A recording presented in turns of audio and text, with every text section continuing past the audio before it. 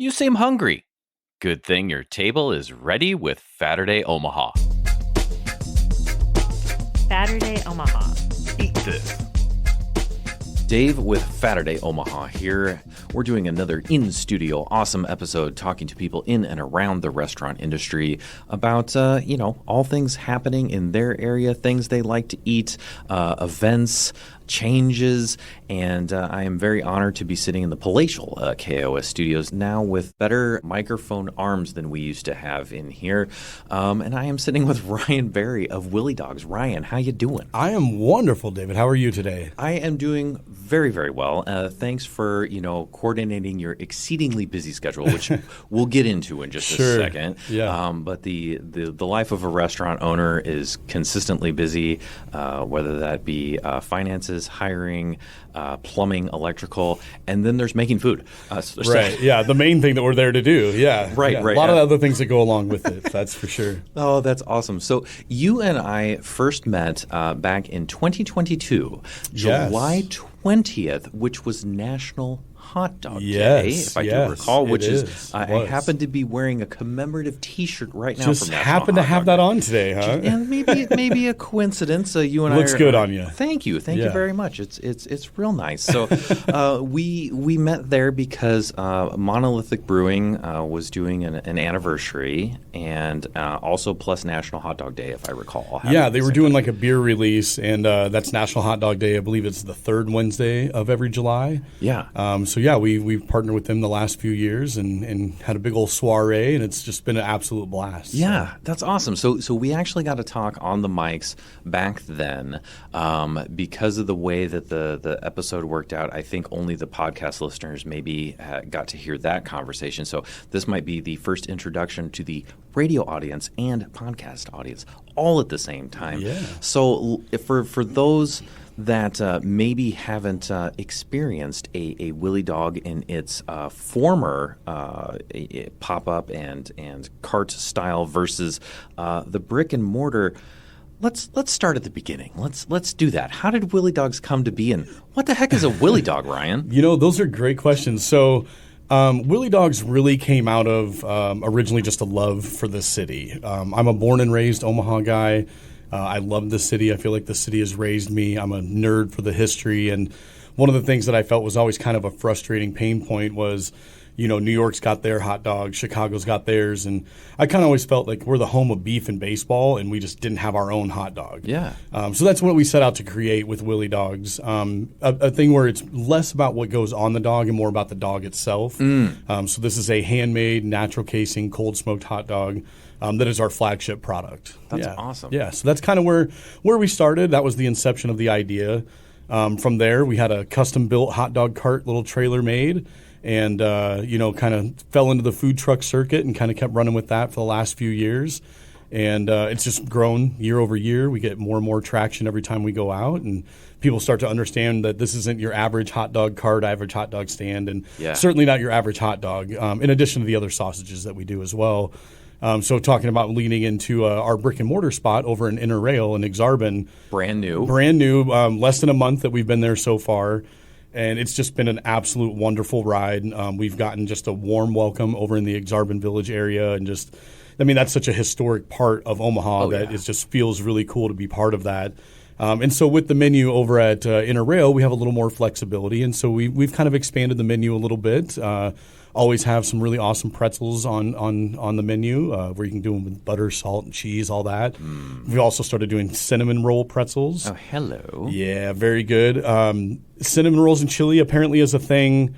Maybe in my corner of North Omaha that was not a thing, but it's a Nebraska thing. And so we've also put on the menu these cinnamon roll pretzels, and you can do that with a bowl of chili, which has been going over really, really well. Wow. So when you started the cart, what were you serving at that time? What was your starter menu? And also, when's the official inception of Wille Dogs? When did it come to be year-wise? Yeah.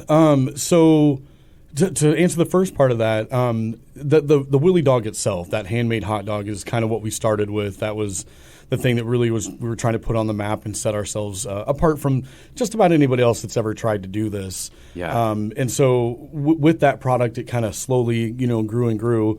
I left my full-time job in November of 2019. 2019. Did our soft opening February 22nd of 2020. So no. I've always been one for brilliant timing, So that's it seems pretty par for course for me. Yeah. And obviously we know how difficult that was for the whole world. Yes. We kind of put things on the back burner for a little bit. My wife is a teacher. Our son was in kindergarten at the time. So kind of switched over to kind of become Mr. Mom a little bit and kind of had to shift and be agile and kind of roll with the punches because, the whole world had no idea what was happening during that time. Right. And we certainly didn't. By starting a new business, it was like, whoa, how do we survive this? And I am very fortunate that I have an amazing support system around me. I have an amazing wife who's a teacher in Omaha with OPS schools. Shout out OPS. Yep, absolutely. And so without that support system, I don't think there'd be a Wille Dogs today. But we were able to kind of put things on the back burner just for a little bit. Yeah. And then about mid-June,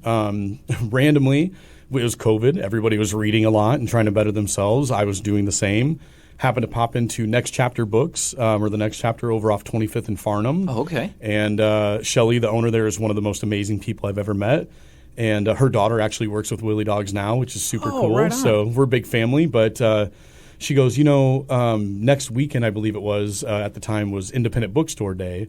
And she goes, hey, would you want to maybe come out and do some stuff? And I went, all right, yeah, let's go for it. Yeah. And it's just kind of spiraled and snowballed since then. Somebody there knew somebody at Pint 9 and cross-trained, and we got to kind of fall in the food truck circuit there. And somebody there had an event for us, and it just kind of kept going. And so it really took off kind of out of nowhere. There was a lot of work involved in it, obviously. And, Sure. But just the reception that we've had every next step of the way has just been that much more encouraging to keep moving forward. Wow. So you said you quit your job to start Wille Dogs. What were you doing before? Yeah, so I worked in the finance world for a long time. Okay. I worked for the big green bank downtown, yes. and Yes. then I moved to the other finance company, the big green building off of 108th, which that's how I met Danelle, the Omaha fatty. Oh, yes. Yeah, so Danelle and I go back a Okay. number of years. We definitely spent many a times in the lunchroom at that big green building, daydreaming about where our lives might go with his his social media campaigns that he's been working on, and Gotcha. this crazy idea that I didn't even have at that time, but just knew we wanted to do something for ourselves, kind of thing. Yeah. And after COVID and everything kind of started to spiral, we just kind of held on and just kept running with it, and now that leads us to. We have 4 trailers, actually. So 3 little hot dog cart trailers, one kind of bigger enclosed trailer that's more like College World Series, bigger events. Okay. And we just recently finished up some work on it's like a high roof ProMaster van being turned into a little mini food truck because we don't need a lot of space, and it seems to work out really well for us. How cool is that? Lots of fun. So things are constantly happening, and we've been doing this show for over 5 years now. But I love coming back to see how people's journeys are changing, and especially when things are going well. Sure. I'm kind of the eternal optimist guy, so I love to kind of follow Same, along that. But weathering challenges is part of life too. So what kind of pushed you into, hey, let's make this thing a brick and mortar, because we don't have another dog restaurant around anymore. Not that I'm aware of. We had B&B Classic Dog. Shout out to B&B. So awesome. good. Diane down there. My goodness, we love her. Chicago Dog for a while was in Midtown there, yeah. They were in Midtown, and then they long time ago they used to be on 108th and Maple, and they were doing Chicago Dogs and stuff like that. So what made you say, hey, we need a hot dog place? Yeah, well, again, kind of what I, harken back to what I was talking about before. I have a lot of pride for the city. Yeah. Omaha has such unique things to offer, and there's such a deep, rich history here that I just really wanted to be a part of because I'm just a nerd for the history, really. Yeah. And so a lot of the push to kind of continue to grow this thing was really, I just want to be able to give back to the city as much as I feel I've taken from the city, and how much the city has kind of just raised me and nurtured me throughout my many years on this planet. Yeah. And so that's always the motivation to grow and to move and to just make something bigger and better. And with the spot in Inner Rail, I was very fortunate that an individual that I was on the culinary competition team with here in Nebraska, Culinary Team Nebraska, shout out. No. His name is Wes. He's an amazing individual, and Interrail was actually looking to do their own hot dog concept. Oh. So it wasn't necessarily a Wille Dogs idea. And they reached out to me specifically just to source our Wille Dogs, these handmade local dogs that you can't get anywhere else. And within a few minutes conversation between me and the powers that be over at Interrail, kind of became clear to both sides that maybe we should just do a Wille Dogs here because this is kind of the direction we're going. I certainly wasn't looking for a brick and mortar, at least this year. Yeah. We had some other things in the works, some chef things I was doing on the side, some growth with Wille Dogs, maybe a new concept in there that we'll let you know eventually. Okay. Hit me up on the DMs. I got you. And so having that conversation, it became just real clear that maybe this would be a really good fit for Wille Dogs.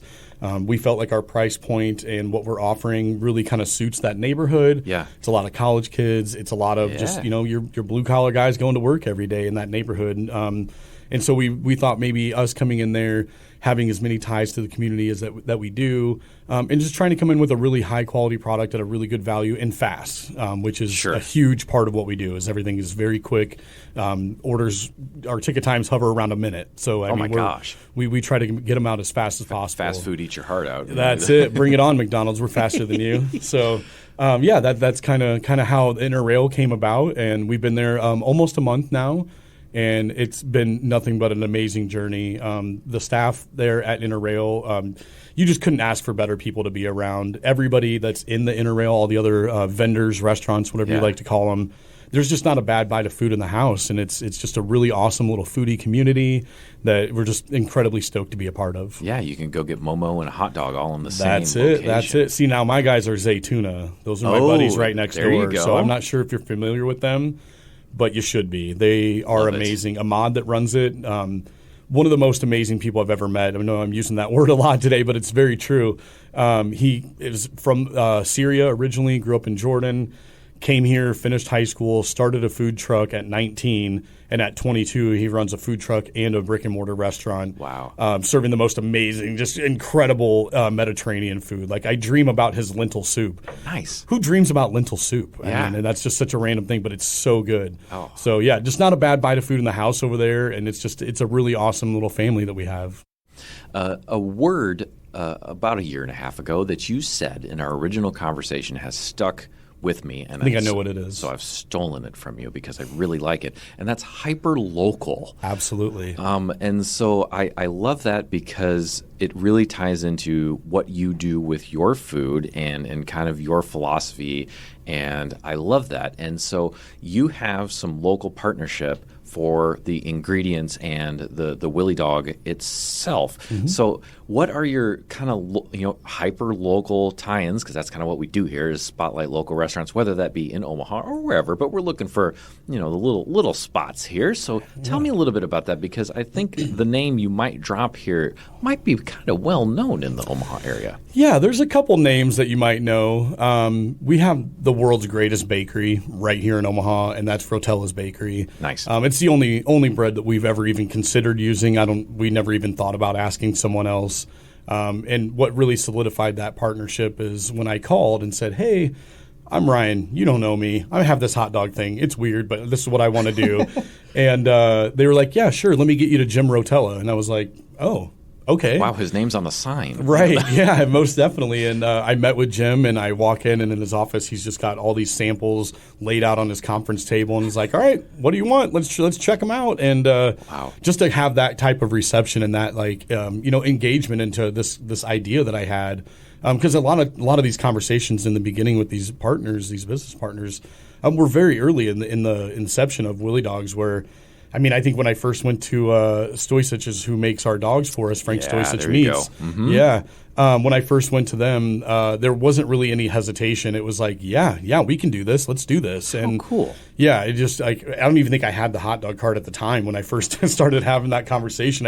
I really knew what I wanted to create, and to harken back to that word, hyperlocal, is definitely something that we take a lot of pride in. we're not only a small local business, but we try to source everything locally as well, from the bread to our sausages to having Stoysich make our Wille Dogs for us. Yeah. And just trying to partner with local farms too when we can to get any produce that we can get from them. You're rocking an awesome Wille Dogs shirt that was printed right in Elkhorn over at CI Shirts. They do all of our stuff for us, and we just try to keep it in the community as much as possible. That's wonderful, and I've been a fan of and my family, Stoysich for years, and love their mini Polish over there is so delicious. Fantastic. Yeah, and such a great place. It's just fun to go in there and pick out some stuff and find something maybe you haven't seen before, and what a nice small yet just big enough shop for everything. So I've never developed a hot dog before. How do you go about developing a hot dog? Or did Stoysich put 5 sausages before you and say, try these? Or how does that even work? Yeah, so in the very beginning, we worked with the other Stoysich in Omaha, and it was a lot of back and forth. It was, hey, let's try this seasoning and do 25 pounds. And then I'd take it to my buddy's house at a Husker game or something and say, all right, guys, which ones taste better? And so after several months of kind of narrowing that down, we got down to what we really thought was a pretty darn good dog. Yeah. And then it was shortly after that we moved over to Frank Stoysich Meats. Oh, okay. And kind of throw him that recipe and say, hey, this is what we're looking at doing. And Thomas Stoysich over there is one of the greatest people I know.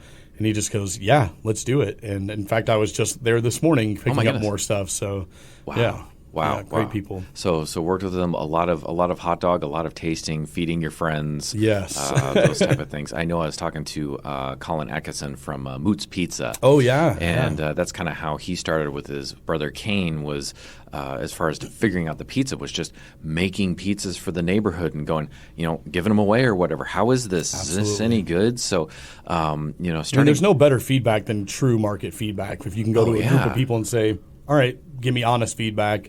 And that honesty is something we always look for too. So we welcome any and all feedback at WillieDogs at all times. So. Yes, and please talk to the WillieDogs staff directly. You don't need to go, I don't like this hot dog on social media. Go see them first.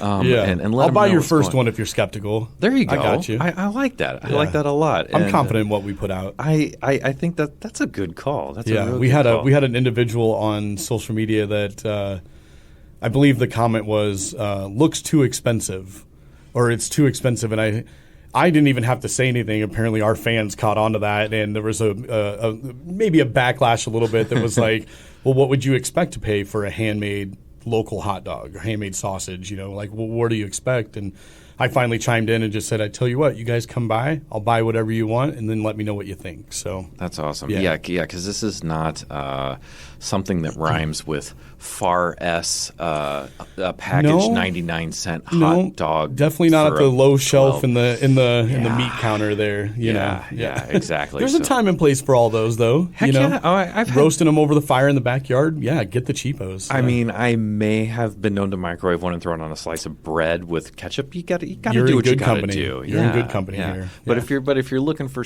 that next step above, that's kind of what you're trying to do. So yeah, I think one of the best reviews we had, it was kind of early in our career, if you will, early in our venture. Yeah. Somebody said, this tastes like the grown-up version of what you love. Ooh. And I was like, all right, I can get behind that. Because that's kind of what it is. I mean, it still is a hot dog, but it's a little bit cut above. That's really what, and actually, I mean, that's a lot of those things that you search for in food is that, memory and things like that. Nostalgia. And can't beat that. That's fantastic. Right. So on a Wille Dog, I mean, you can just get a hot dog on a bun, which is a great thing. Yeah. But I believe the Wille Dog Classic, or the original, the Willie way. Thank you. Yeah. Has a specific topping loadout.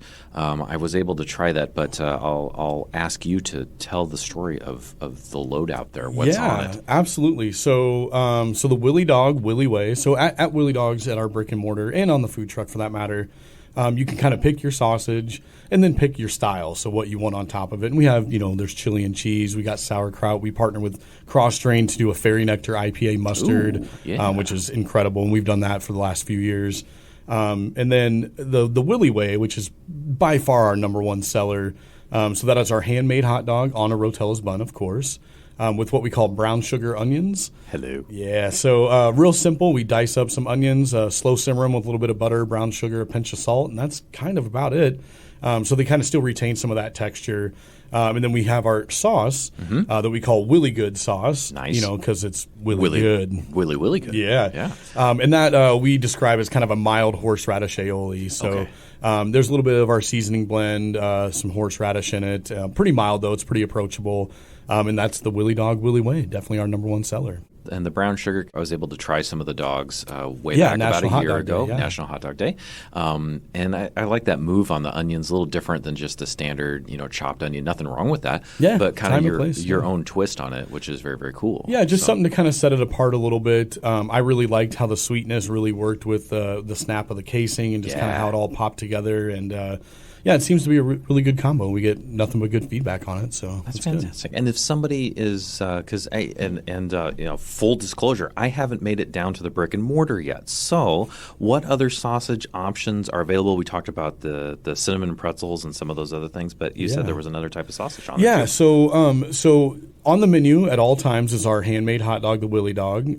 Also on the menu is a quarter-pound smoked Polish sausage. That's hickory smoked, partnering with Stoysich, of course, because you have to. Yep. Mm-hmm. And then we have a third sausage that we kind of always rotate. We've done all sorts of stuff already. We've been there less than a month, and we've done a handful of different things. We've done like real German brats. We've done an Italian sausage with some different sauces and things on that. Yeah. We did an autumn brat, we called it. So that was a brat that Thomas kind of came up with, and that's with pumpkin puree and like warming spices. Wow. And that sold out really quickly. Right now on the menu, in addition to the Wille Dog and the smoked Polish sausage, we have a burnt end sausage link. Yum. And you heard that right. Yeah. Roll that back. I want it again. Record that again. Yes. So we have a special on the menu right now with that sausage that we're calling the Maverick because we are so close to UNO. And again, we're Omaha people. So the Maverick is our Rotella's bun. A little bit of barbecue sauce, that burnt end link, some coleslaw that we do a little bit thicker so it kind of holds up a little bit, and then a spicy mustard. So it's fantastic. It's been selling really well. That's wonderful. So obviously, and again, nothing wrong with the classic iteration on a dog on bun, but we're talking about brown sugar onions, we're talking about burnt end dogs and things like that. So somewhere in the mix, you and I communicating, I found out that you, through all of this, decided to go to culinary school. What happened there? I mean, and awesome. Yeah. So tell me about that. Why and how did that go, and what was that like? It was awesome. I kind of always equated it to I always thought I was a pretty darn good golfer until I had my first golf lesson. And then you realize all the things you're either maybe doing wrong or you could do better or more efficiently. And that's kind of how I viewed culinary school. Yeah. It's kind of important in our family to always kind of be present where your feet are. Yeah. So not retrospective, like none of the I could have, should have, would have things. But there is a certain part of me that's like, maybe I should have just went to culinary school a long time ago. Sure. But I didn't. And I started a food truck. In a few years into owning the food truck, I decided to go to culinary school here at Metro at the ICA, which is one of the greatest culinary schools in the country. I mean, people travel all over the world to come here. So I was very fortunate to be able to go through that program. And I did that all while kind of running the business too. So that was quite challenging. But I got what I wanted out of it, for sure. I was able to sharpen my skills. I was able to broaden my, culinary horizons, if you will. Yeah. The networking alone, the chef instructors there are world-class chefs. They have just an immense amount of knowledge and experience. And so, I would really say that that's the biggest, most beneficial portion of culinary school was just being able to be in the same room with some of these chefs that you just wouldn't be able to be in the room without them or with, in any other scenario. Yeah. And just being able to pick their brain and just listen and be a sponge and soak in everything that I could possibly soak in. Kind of went hard in the paint on the classes. So, there was a lot of 8 a.m.s to 11 p.m. days, trying to just do as many classes as I could. Because as a business owner, it was more advantageous for me to be incredibly busy for a shorter period of time than moderately busy for a long period of time, if that makes sense. Sure. So I really hit it head on and just took every class I could possibly take, maxed out my schedule. It was tiring for sure. Yeah. Culinary school can be difficult. It can be an intense environment. But what I found was the benefit that I was getting out of it most certainly outweighed the time that I was spending, or the time that away from the business or away from family or anything like that. It was just a great benefit to me overall. To the point where anybody that does work for me, I highly encourage them to go to culinary school, and we will certainly help pay for that in any way that we can possibly do, just because I see the great benefit of it. So I know that Metro has several different programs. They have, a program focused on pastry. They have one that's more, I think, restaurant management oriented. So they have a few different tracks that are available there. What track did you follow? And about how long did it take you to move through your schooling? Yeah. So I went through the culinary side, what we call the savory side. So we in that small group we call it savory and sweet. So you're either getting a culinary degree or you're getting a baking and pastry degree. Gotcha. I went through the culinary side because I just felt it was more applicable to what I was looking to do, or what I was really looking to get out of it. Sure. I did find a love of baking that I never knew I was going to find. My baking basics instructor, her name is Chef Alice Smith. She was a instructor at Westside or a teacher at Westside for many years. Oh, cool. And now is an instructor over at Metro. And just something about her teaching style and her approach to things that's very very kind of cut and dry. Some people may not enjoy that environment, but I do. I like that kind of black and white, tell me yes or no. But what I really got out of her class was a lot of the why behind things. Yeah. Again, being a sponge and being surrounded by some of these incredible chefs that just have this amount of knowledge that one can only get through duration of time. Yeah. It was just amazing to ask a question and not only get an answer immediately because you know that the instructor knows the answer, but they also are willing to explain the why behind things. So it's not just a do as I say. It's no, this is why this works this way, or this is why your cake fell, or why your frosting didn't work, or whatever it may be. So as much as I went through the culinary side of it, I really found a love of the baking and pastry thing through her class. I took about a year to go through the whole program. I did have a couple classes left that just time-wise was not going to work out for me.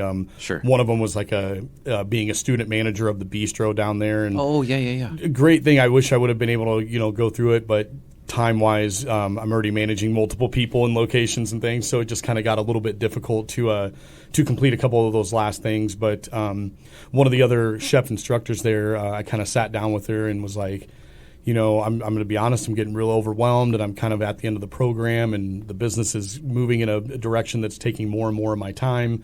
And the response to me was, well, look at it and go, well, what did you accomplish what you set out to accomplish? And again, my goals were to sharpen my skills, broaden my horizons, and network, and really develop my being as a chef. Yeah. On paper, I might have been a chef before that because of menu development and costing and all the things that they say make us a chef. But Sure. It wasn't until I really got through the bulk of the program to where I felt comfortable saying, yeah, I'm a chef. I can do this. So That's awesome. Yeah. Well, and you hit on a word there that I think often differentiates or is said to differentiate a cook from a chef, and that's the why. Why does this happen? Why does an emulsion work? Right. What happens if I make a popover?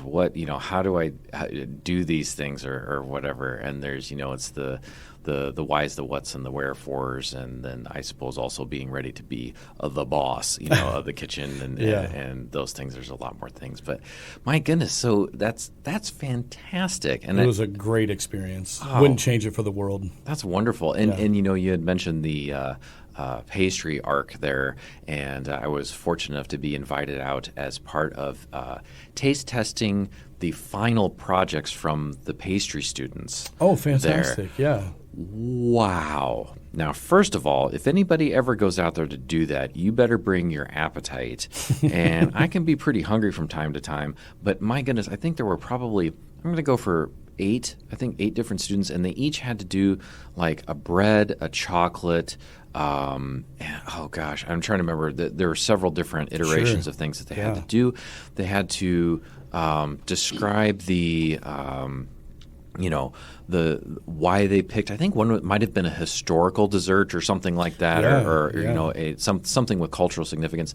And so they had to do all the paperwork behind it to describe it. They had to present it, and then they had to bake stuff upon stuff and make stuff upon stuff because within a certain amount of time. Yes, and then do this beautiful spread. And I ended up because there's no way I was going to be able to eat everything. So I went and talked to the students and said, okay, what is the thing that you either had the most fun with or that meant the most to you? Oh, that's a great question. Yeah, because I was trying to make a connection there. I love connections through food. That's one of the things we try to do with the show is connect with food, both literally and figuratively as we are now. But I guess what does from the savory side, because I've seen the final on the pastry side because I got to eat the final. It was delicious. What happens on the savory side? Because I don't know. Yeah, very similar. Very similar. So every class that you take through your culinary degree, there's going to be some sort of midterm, some sort of final, which is vastly different than a normal college final. Yeah. So a lot of our finals are, you get 2 hours, and these are the things that you have to present. One of the things that really gets kind of pushed into during culinary school is what we call industry standard, right? So industry standard is if I tell you that this is a lemon poppy seed muffin, it better taste exactly like a lemon poppy seed muffin. That's industry standard. So that's the baseline. That's the starting point, right? So everything's got to be perfect every time, which can also lead itself to kind of an intense environment. Because a lot of times in those worlds, you may only hear what you did wrong because the expectation is that it was perfect every time. Sure. So that can be very intense, very emotionally intense for a lot of students. But if you just take it as it's a learning environment, and you're in culinary school to make the mistakes and to learn and to again understand the why. Why did this emulsion break? Why did this not happen this way? And how do you fix it going forward? So a lot of those finals are like that. About halfway through your culinary career, you do what they call 1999, which is like your kind of midway point exam, right? And so. It may have changed by now, but when I did it, it was over 4 different days. Okay. And each day was a specific thing. So there was like a chicken day, and you start with a whole chicken and you fabricate it according to what they want you to fabricate and to this list. And then each component of that gets prepared in a certain way, whether it's a chicken tender or a braised dish or whatever the case may be. Yeah. And then all of that gets tasted and graded, and but it's not just the food that you present; it's everything that goes along with it. It's how clean your station is. It's your sanitation practices. It's really all encompassing. They look at your waste, like how much did you put in your compost bin? Because one of the tenets of being a chef is waste nothing. You taste everything and you waste nothing. And so all of those components kind of combine to give you this final grade. And it's really just this all-encompassing exercise, if you will, that give your chef instructors the ability to say, yep, this person's good and they can move on, or maybe we need a little bit more work on this, which in either one is totally fine. It's actually, I would think, sometimes more beneficial to hear, hey, this isn't right. Let's try this again. Because if you're not going to learn it in culinary school, when are you going to have the opportunities to learn and make mistakes? Because by the time you get into industry and you walk into your chef's kitchen, you're not allowed to mess up chicken after chicken. You better do it right every time. So that's kind of what those tests and those finals look like. There are also a bunch of other classes like purchasing and cost management and leadership classes and all sorts of things that lend themselves to just being in the industry. And all of those have different projects towards the end. But tasting everything is a big part of what chefs do, especially in culinary school. I think that's evident by like the probably 15 to 20 pounds I gained during that.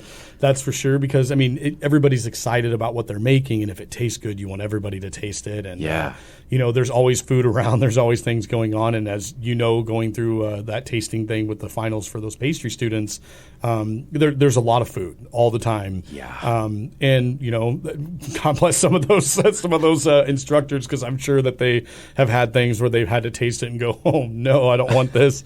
But hopefully on the verse side, they've tasted a few things and went, oh, now that guy's a chef, he's going to make it. So That's wonderful. And there's a lot of aspects that you mentioned in there that I don't think are in everybody's consciousness or the forefront of when they're thinking about, you go to a restaurant and something shows up on the plate, and the other thing that you kind of mentioned in there too is, wanting everybody to taste your food or those things. The restaurant hospitality industry and connecting with food and having people enjoy your food, I think is a huge, huge part of that. And so being able to accept feedback gracefully for something that you put your time and care in and created something from raw ingredients, that's got to be a challenge a little bit, I think, too. Yeah, I think it's certainly nerve-wracking at times. There's no greater compliment, at least to me, or I would imagine to any chef, of creating a dish, creating an item, having somebody eat it and really enjoy it. Mm-hmm. There's no better feeling in what we do. But there's also the verse side of that, where people expect it to be right when you get to that point.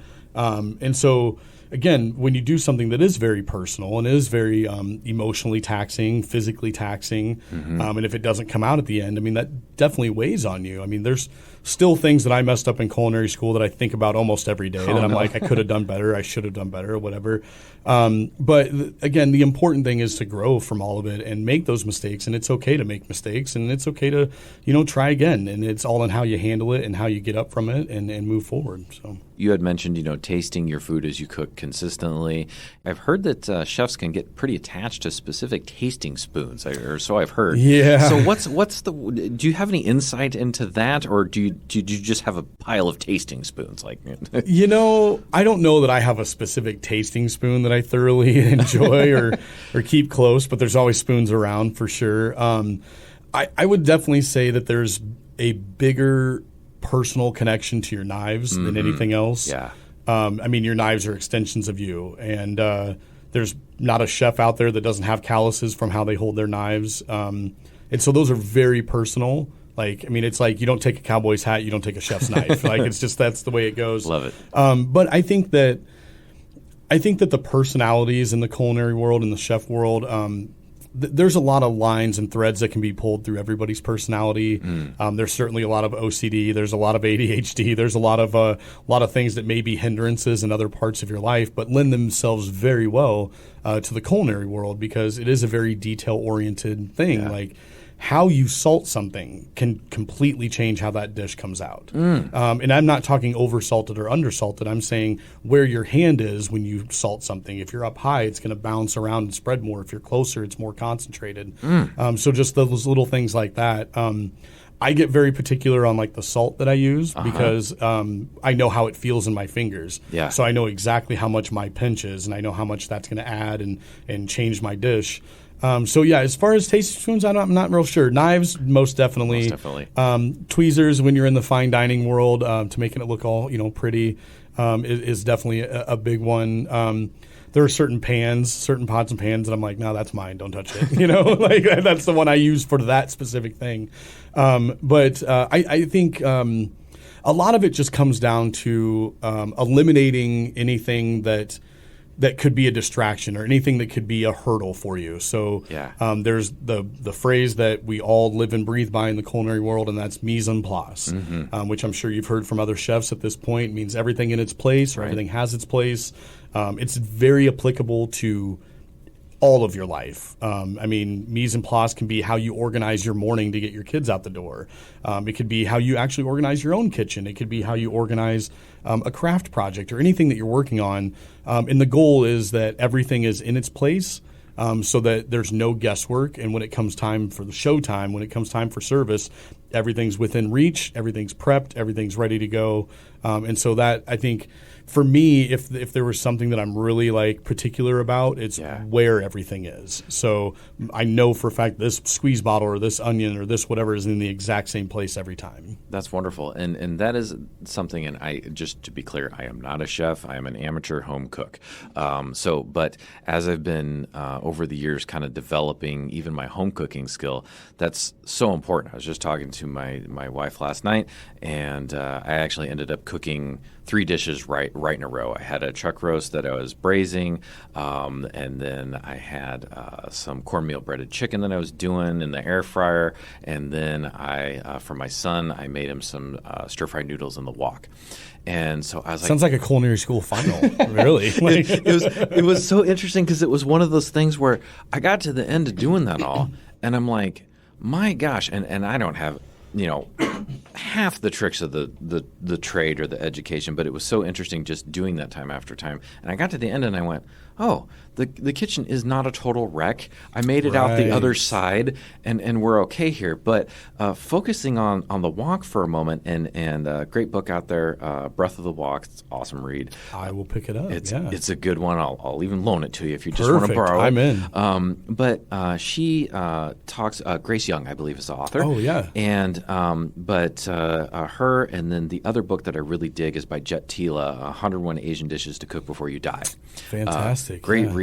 But it's, that mise en place is so important because you've got that wok ripping hot. And if your meat, vegetables, and noodles and sauces aren't ready to go, you're just going to you're going to burn. It's just done. And so that's a really good point. I did want to reel back a little bit to the salt. You said you had a preferred salt. So I also hear that there's quite the debate. And by the way, this show is not sponsored or underwritten by any salt providers. Let's be clear. There's the Morton kosher salt school, and then like the Red Diamond side kosher salt school. So I don't know if either one of those are your favorite salt, or do you have a favorite salt that you like? I'm a blue box guy. You're a blue box guy. Yeah. Okay. Yeah. Okay. And I mean, I could be completely wrong on this, but I've heard that there are some strikes happening in salt mines. Oh my! So salt has been difficult to get. Our lovely Restaurant Depot has been out of the good kosher salt for months now. And so being particular about my salt is a little difficult to be particular right now. But I'm definitely I think I'm on the blue box. On the blue box side. Camp. Okay. So. Yeah. If I have my choice. Moving from finance to a food truck to I'm going to open a brick and mortar, and then I'm going to go to culinary school at the same time. Have any of those things that you've learned start to apply to the brick and mortar, to the business now? Are there any elements that you pulled out of that? You're like, aha, I can use this. Yeah, absolutely. I think obviously the mise en place side of it and making sure that's right. I mean, that's something that we've always done. Maybe not knowing that's exactly what we were doing. Sure, but it's definitely plays a bigger part these days. And a lot of, I would say, a lot of the organization kind of tactics or strategies that I learned via like our casual dining class, which is the lunch that happens in the bistro down there, or in the fine dining class, which is the dinners that happen in the bistro. Just kind of learning from those chefs. The chef that teaches the fine dining class, Chef Davis, he's just a great person all around. To be a sponge around him is exhilarating. But just kind of watching him work and how he flows through his prep list and all of that has really impacted how we approach our prep and our inventory and just kind of everything along those lines. Going back even further to like the first real culinary class that I took, which was the Intro to Professional Cooking, which is what everybody takes. Mm-hmm. My chef the instructor there was Chef Doug Chrisman. I just love the guy. I love everything about him. You've chatted with him. Yeah. I love Doug so much. He's just a great person all around. And I would say that more so than maybe any like technique or any like specific. It's more what I really got from a lot of these instructors was more of the environment, that attitude. Mm-hmm. Anybody who's watched any number of shows or movies, The Bear and all these other crazy ones, just assume that every kitchen is absolute chaos and we're just throwing plates and a lot of 4-letter words going around. But they're working very difficult to change that narrative. Doug is doing an amazing job there. Chef Davis does a great job with all of that. And I think that's probably been the biggest impact is that's how we've always operated within WillieDogs, but now I feel like it's kind of backed up by the education that's being put into the world too. So when somebody does come to work for us or with us, It's not that environment. It's not the I'm chef and this is the way it goes. It's no, there's no hierarchy. This is a horizontal organization, and we all get to work together. So I think that's probably one of the bigger things that I've taken from all of that culinary school experience. That's awesome. So more like a hot dog, a horizontal. Everybody's That's helping each We're other. a hot dog company. I like that. Yes, it's one bun, but we are all. Yes. I like it.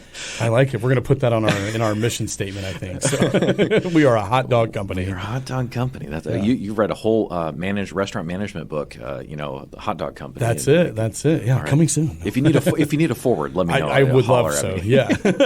Oh, too good. Well, you had mentioned Doug Chrisman, and when we had him on the show, I had him on to talk specifically about sanitation, just because it was one of those things where I figured that myself wanting to learn more and getting out to the listeners on some good practices on things, and so it was really neat to talk to him about that. Because of that, I actually went and I got my ServSafe certification. Oh, fantastic! Yeah, and welcome to the party. Yeah. It was one of those things, and a pretty easy class to move through as long as it's something you're interested in. And I did learn a lot. It's like, okay, this needs to be 6 inches off the floor. Yeah.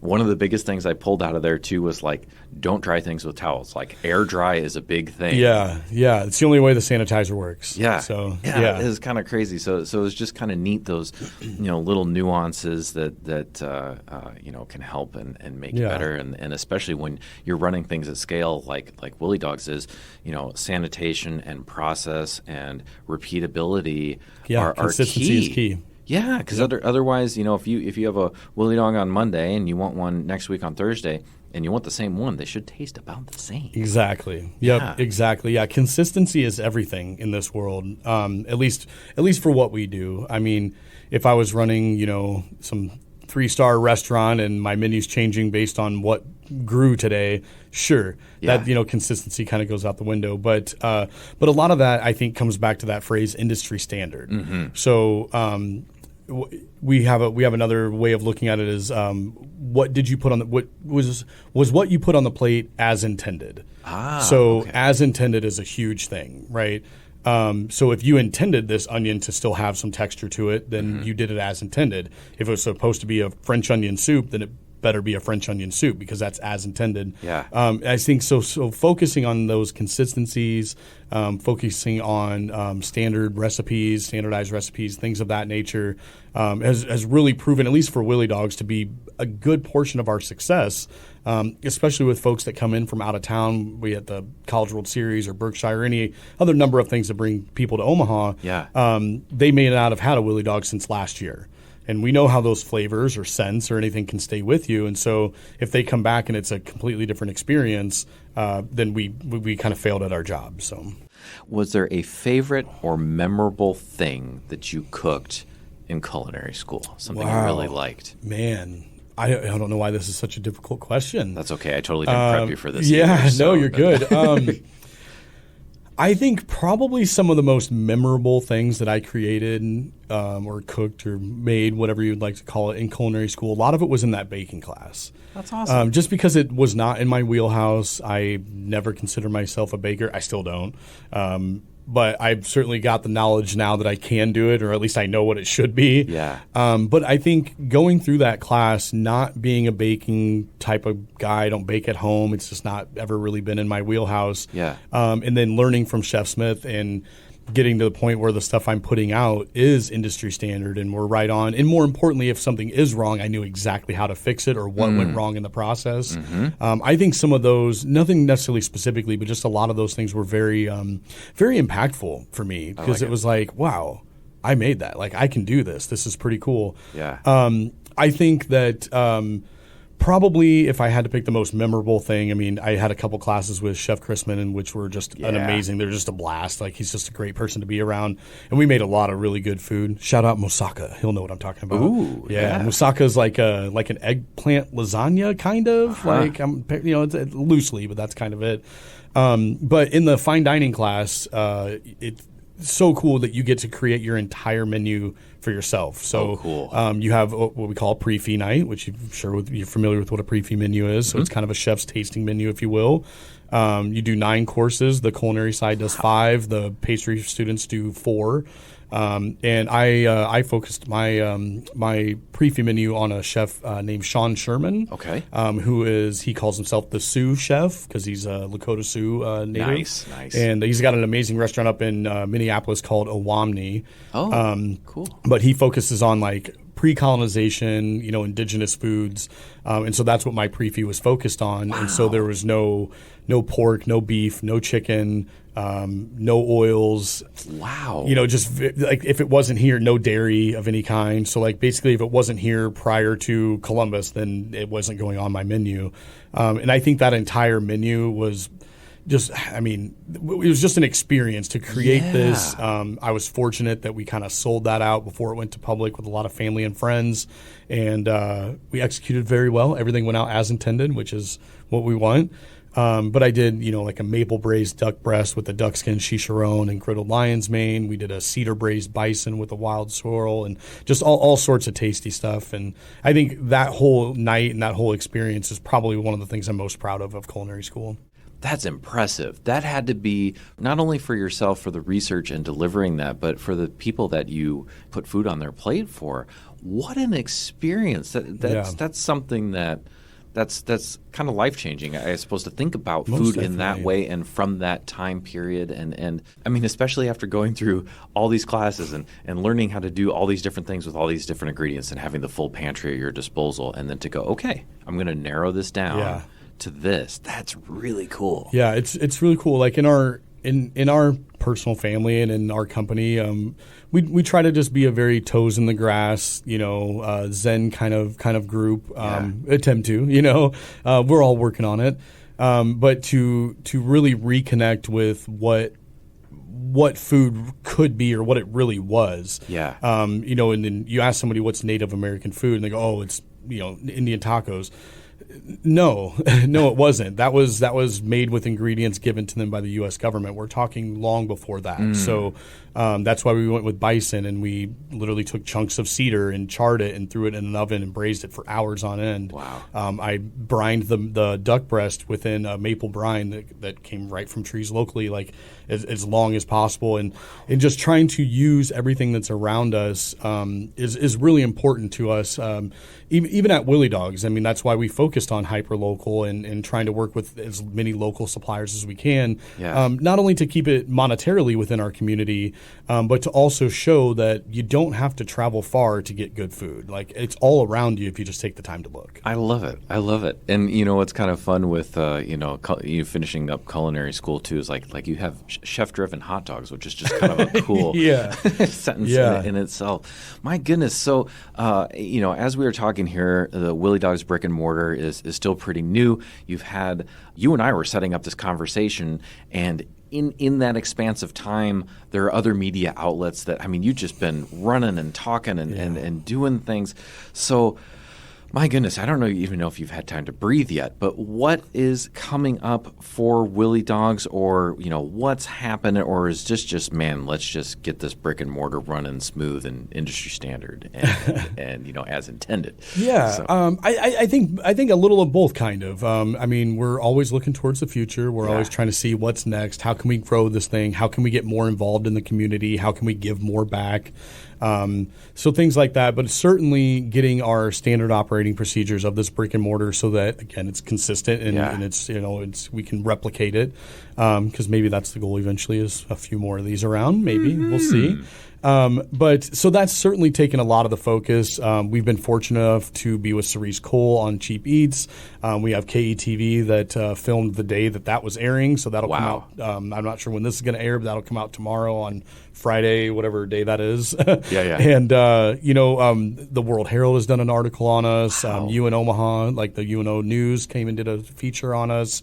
And it's the only way I can describe it as a roller coaster. No and kidding. we're just holding on, but but I wouldn't change it for the world. It's been an absolute just fun time, and we're just growing every day, and we're working really hard to get the right people in place. Culture is a huge part of what we do, and it's important to me. how it feels to go to Wille Dogs, whether as an employee or as a customer.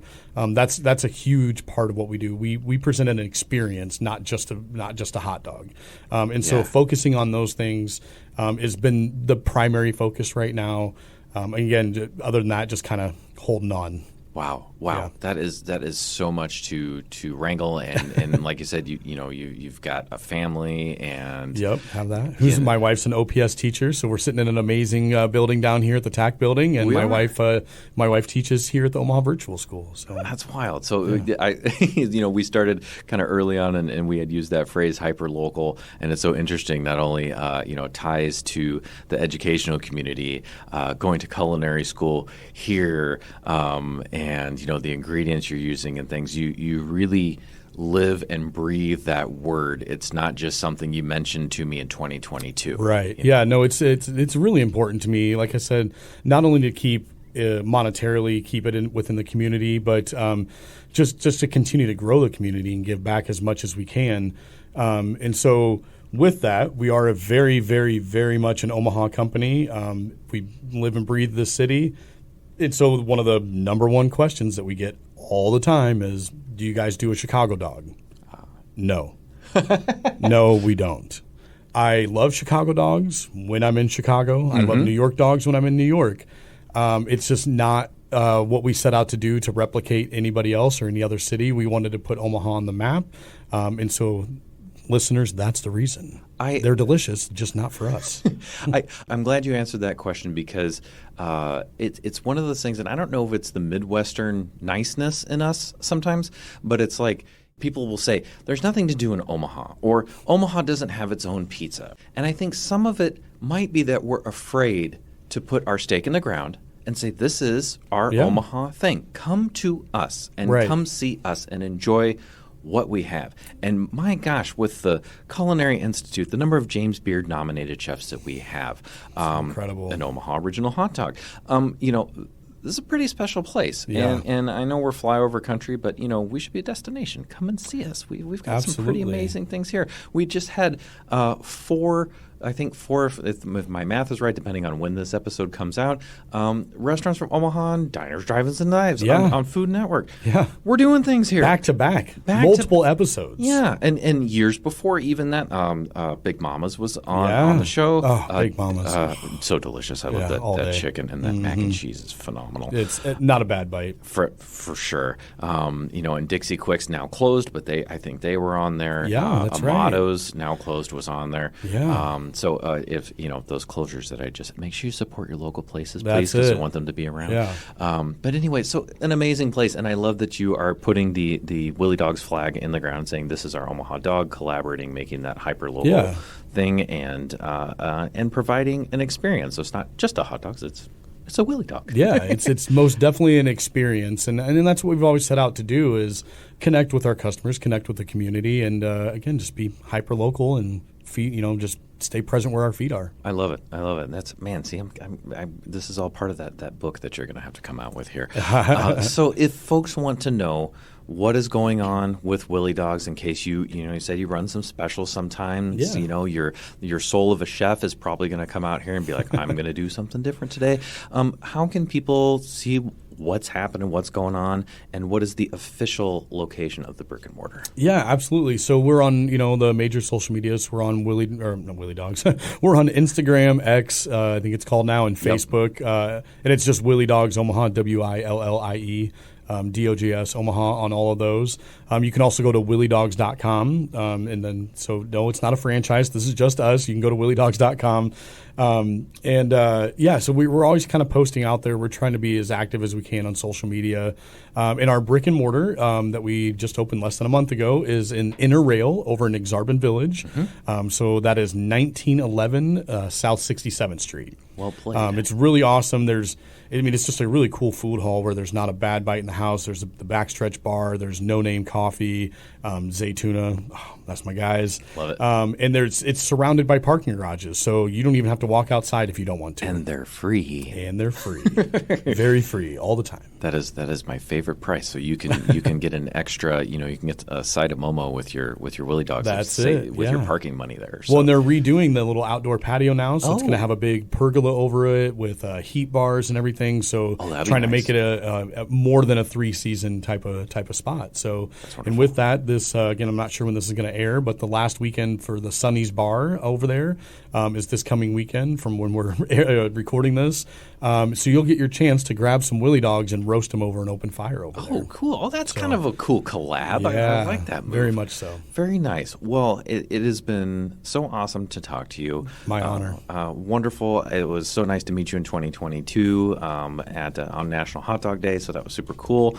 And thanks for spending time with me. Thanks for sharing your story. What a great story from cart to culinary to brick and mortar, and it's fantastic. So Ryan Berry, thank you so much for being with us from Wille Dogs. Thank you so much, David. It's been my honor. Oh, fantastic. Well, as we say, until we eat again, stay hungry. Bye-bye.